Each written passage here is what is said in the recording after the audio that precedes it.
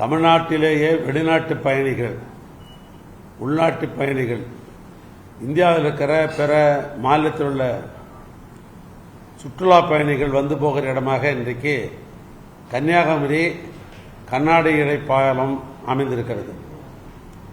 மாண்புமிகு தமிழ்நாட்டு முதலமைச்சர் அவர்கள் டிசம்பர் மாதம் 30ஆம் தேதி அந்த பாலத்தை அவருடைய திருக்கரத்தால் திறந்து வைத்தார்கள்.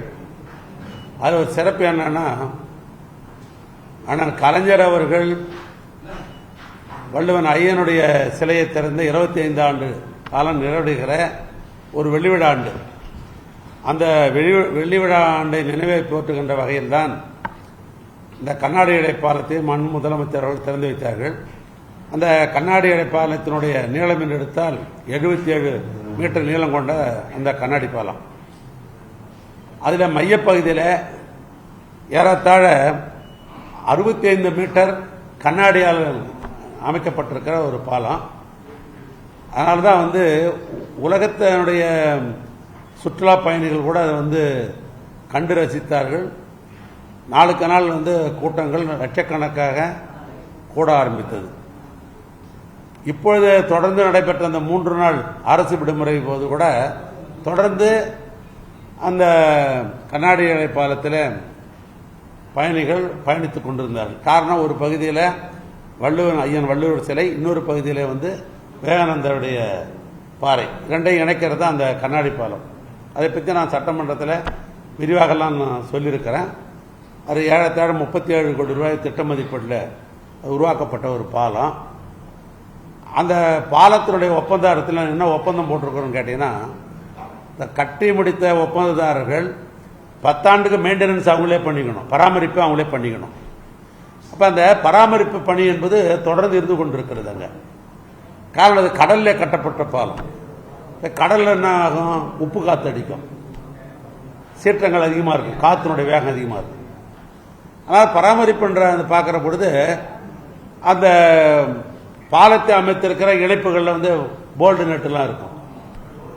அது மாதிரி உப்பு காற்று அடிக்கும் பொழுது எவ்வளவு தரமான நம்முடைய வண்ணப்பூச்சிகள் பெயிண்ட் அடித்தாலும் கூட அது மெருகு குலையாமல் இருக்க வேண்டும் என்று சொன்னால் பராமரிப்பு கண்டினியூஷன் இருக்கும். அந்த அடிப்படையில் ஆண்டுக்கு ஒரு முறை இந்த பராமரிப்பு என்பது 10 ஆண்டு காலத்துக்கு நாங்கள் கொடுக்குறோம். அந்த பராமரிப்பு பணியில் ஈடுபடுகின்ற அந்த ஒப்பந்ததாரர் அவர் அங்கேயே இருக்கிறார், எதை கட்டி முடிச்சுட்டு வெளியே போகலை, அவர் அங்கேயே இருக்கிறார். எப்போ போனால் அவர் பார்க்கலாம் நாம, ஏன்னா அவருக்குன்ற ஒரு இடம் கொடுத்துருக்குறோம், அவர் அங்கேயே இருந்து கொண்டிருக்கிறார். இந்த நிலையில் இப்போ நம்முடைய வெளிநாட்டு பயணிகளாக இருக்கட்டும் அல்லது உள்நாட்டு சுற்றுலா பயணிகளாக அதிக நேரம் பயன்படுத்துவதால், அதாவது குறிப்பிட்ட அளவை தாண்டி நம்ம எதிர்பார்த்த விட அதிகமாக இருக்கிறது உங்களுக்கு எல்லாரும் தெரியும். ஆனால் அப்பப்போ அந்த பராமரிப்பு பணி தொடர்ந்து இருந்து கொண்டிருக்கிறது. அப்படிப்பட்ட நிலையில் இந்த 2 பகுதியினுடைய பாலத்தை இணைக்கிற மேலே இருக்கிற தூண், அந்த தூணை ஒரு செக் பண்ணணும், அந்த போல்டு நெட்டெல்லாம் செக் பண்ணணும் என்ற அடிப்படையில் அந்த பராமரிப்பு பணியை பார்த்து கொண்ட ஒப்பந்ததாரர் மேலே ஏறி செக் பண்ணுறார். செக் பண்ணும்போது ஒரு சுத்தியல் அந்த தெல்லி அதையும் தவறி கீழே நேரடியாக விழுது. அந்த விழுகிற பொழுது அந்த கண்ணாடியில் ஒரு சிறு கீறல், உடைப்பில்லை, சிறு கீறல் ஒன்று விழுது. அந்த சிறு கீறல் உழறதால பயணிகள் யாரும் போகக்கூடாதுன்னு சொல்லலை, சுற்றுலா பயணிகள் தொடர்ந்து பயணித்துக் கொண்டிருந்தாங்க. அந்த ஒரு கீறல் விழுந்த இடத்துல மாத்திரம் ஒரு பிளாக் பண்ணிட்டு ஒரு பாதுகாப்பு அரண் அமைச்சிட்டு தொடர்ந்து பயணிகள் சுற்றுலா பயணிகள் கொண்டுதான் இருக்கா. அதனால எந்த இதுவும் வரல. இதுல இந்த அரசாங்கத்தை பாராட்டுகின்ற தொலைக்காட்சிகள், அரசாங்கத்தை பாராட்டுகின்ற பத்திரிகைகள், இந்த அரசாங்கத்தை பாராட்டுகின்ற சமூக வலைத்தள நண்பர்கள் நிறைய பேர் இருக்கிறாங்க. ஒரு சில இந்த அரசாங்கத்தை பிடிக்காத ஏதாவது ஒன்று பெருசாக ஊதுவாங்க இல்லையோ. அந்த அடிப்படையில் சில தினசரி பத்திரிகையிலும் சமூக வலைத்தளத்திலும் கண்ணாடி உடைப்பு, கண்ணாடி அப்படிலாம் சில செய்திகள்லாம் அதெல்லாம் தவறான செய்திகள். அதெல்லாம் தொடர்ந்து பயணிகள் போய் கொண்டிருக்கிறாங்க, சுற்றுலா பயணிகள் அந்த இடத்துல பாதுகாப்பாக வைக்கப்பட்டு விட்டது. இப்படிப்பட்ட நிலையில் ஏன்னா அந்த ஒப்பந்ததாரத்தில் என்னன்னு கேட்டால் ஏற்கனவே அதில் எந்த பழுது ஏற்பட்டாலும் இந்த 10 ஆண்டுக்கு அவர் தான் செலவு பண்ணணும். அதனால் உடனே அவர் என்ன பண்ணுறாரு, இதை சப்ளை பண்ணவங்க சென்கோபியன் தான் சப்ளை பண்ணாங்க. அந்த கண்ணாடி என்பது எப்படி அளவுன்னு கேட்டீங்கன்னாக்கா, அதாவது 2 மீட்டர் வந்து நீளம், 2.4 வந்து அகலம். அப்படி திக்னஸ் பார்த்தீங்கன்னாக்கா 55 மில்லிமீட்டர் வந்து அதனுடைய திக்னஸ். அது எப்பயுமே ஒண்ணுமே ஆகாது. குறிப்பா அந்த இடத்துல நான் சொல்ற இந்த 2 மீட்டர் வந்து நீளம், 2.4 அகலம், அப்படியே தாங்கும் திறன் எடுத்து கிலோ கணக்குன்னு பார்த்தீங்கன்னா 2500 கிலோ வந்து தாங்கும் திறன் கொண்டது. மனித வளம் பார்த்தீங்கன்னா 35 பேர் அதில் நிற்கலாம். 35 பேர் அதில் நின்னா கூட அந்த கண்ணாடிக்கு ஒன்றும் ஆகாது. அதனுடைய தாங்கும் திறன் அந்த அளவுக்கு வலுவாக தரமாக இருக்கிறது. அந்த கண்ணாடி பற்றி சொன்னா ரெயின்போர்ஸ் கிளாஸ்ன்னு சொல்லுவாங்க. அதை சப்ளை பண்ணவங்க வந்து செயின் காம்பியன் கம்பெனியில் தான் சப்ளை பண்ணாங்க. இப்போ உடனே என்ன பண்ணார் ஒப்பந்ததார், எங்களுடைய பொறியாளர் கோட்டை பொறியாளர் இடத்துல இன்ஃபார்ம் பண்ணிட்டு உடனே அந்த கம்பெனிக்கு வந்து ஃபோன் போட்டு அந்த கண்ணாடி இழை பாலம் வேணும்னு சொன்ன உடனே அவங்க திரும்பவும் அந்த கண்ணாடி பாலம் கொடுக்கப்பட்டு இப்போ இந்த 8-9 அன்று இரவே, ஏன்னா அது நம்ம ஒன்று கண்ணாடி எடுத்துட்டு அப்படி போகிறதுலாம் இல்லை, அதுக்கு டெக்னாலஜி இருக்குது, அதுக்கான மிஷின் தனியாக இருக்குது. அதனால் அந்த கம்ப்ரஸ் மிஷின், அது இந்த கம்ப்ரஸ் மிஷினை பயன்படுத்தி அந்த கண்ணாடி பாலத்தை மீண்டும் அந்த எந்த இடத்துல அந்த கீரல் விழுந்தது பார் அதை எடுத்து ரிமூவ் பண்ணிட்டு கண்ணாடி வச்சாச்சு. இந்த கண்ணாடி வைக்கிறது அந்த கீரல் பாலம் இருந்தது. அது மேலே பாதசாரிகள் சுற்றுலா பயணிகள் நடந்துன்னு தான் இருந்தாங்க. அதனால் அதில் எந்த விதமான பயமும் தேவை கிடையாது, எந்த அச்சமும் தேவையில்லை. எப்பொழுதும் பயணிகள் போகிறவங்க சுற்றுலா பயணிகள் போய் கொண்டு தான் இருக்கிறாங்க.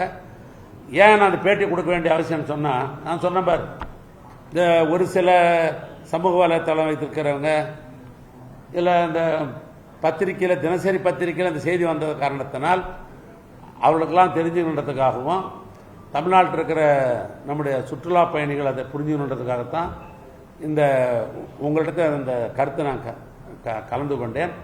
அதனால் நான் மீண்டும் சொல்கிறேன், பாலம் கட்டுகிற பொழுது என்ன பாதுகாப்போடு இருந்ததோ, என்ன உறுதித்தன்மையோடு இருந்ததோ, இன்னும் சொல்ல போனால் அந்த ஒட்டுமொத்த பாலத்தில் அந்த கண்ணாடி பாலத்தில் 650 பேர் நிற்க வைக்கலாம். அவ்வளவு தாங்கு திறன் கொண்டது. 650 பேர் அட் ஏ டைம் அதில் பயணிக்கலாம். அந்த அளவுக்கு தாங்கு திறன் கொண்டது.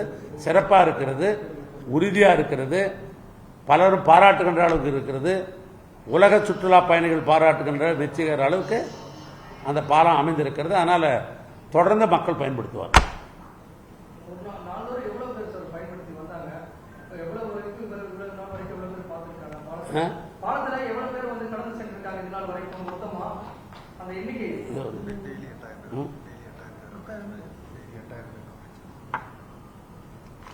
மொத்தம் கூட்டு ஒன்று கொடுத்தாங்க, நம்மகிட்ட கொடுத்தாங்க, கலெக்டர் கொடுத்தாங்க.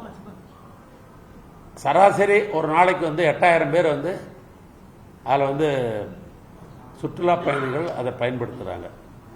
இது 8000ன்றது 10,000 கூடுறதுக்கு வாய்ப்பு இருக்குது.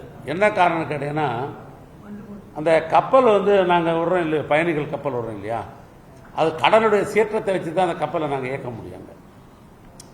சில நேரம் கடல் சீற்றம்னு வச்சுக்க கண்டினியூ அடிச்சுனே இருப்பாங்க. அப்போ பார்த்து நான் அன்றைக்கி 10,000 தாண்டு நான் சொல்கிறது ஆவரேஜாக ஒரு நாளைக்கு 8000 பேர் அதில் பயணிக்கிறாங்க. அந்த அடிப்படையில் பார்க்குற பொழுது நான் சொன்ன மாதிரி இந்த எண்ணிக்கை நாளுக்கு நாள் கூடிக்கொண்டிருக்கிற காரணத்தினால்தான் முதலமைச்சர் அவர்கள் ஒரு அறிவிப்பு செஞ்சிருக்கிறார். 3 கப்பல் வாங்கி கார்பரேஷனில், அதாவது பூம்புகார் கார்பரேஷனில் இப்போ அவங்க தான் நடத்திட்டு இருக்கிறாங்க. அதனால் 3 கப்பல்கள் வாங்குவது என்று முதலமைச்சர்கள் அறிவித்திருக்கிறார்கள். ஏன்னா அந்த அறிவிப்பை ஒட்டி அரசாங்கம் மூலமாக துறையின் சார்பாக ஆணை வெளியிடப்பட்டு அது டெண்டர்லாம் ஓப்பன் டெண்டர், இந்தியா முழுவதும் அதில் கலந்து கொள்கிற அளவுக்கு உலகளவில் இந்த டெண்டர்லாம் கோரப்பட்டு அதை டெண்டரில் பார்ட்டிசிபேஷன் பண்ணி அதுக்கு பின்னால் இப்போ அந்த டெண்டரெல்லாம் கன்ஃபார்ம் பண்ணி இப்போ 3 கப்பல் கட்டி கொண்டிருக்கிறாங்க ஒரு பகுதியில். ஆவரேஜாக இது வரைக்கும் மொத்தம் எடுத்துக்கணும் அப்படின்னு சொன்னாக்கா 17 லட்சம் பேர் இது வரைக்கும் அதை சுற்றுலா பயணிகள் அதை பார்வையிட்டிருக்கிறார்கள். இதுதான் உண்மை நிலைமை.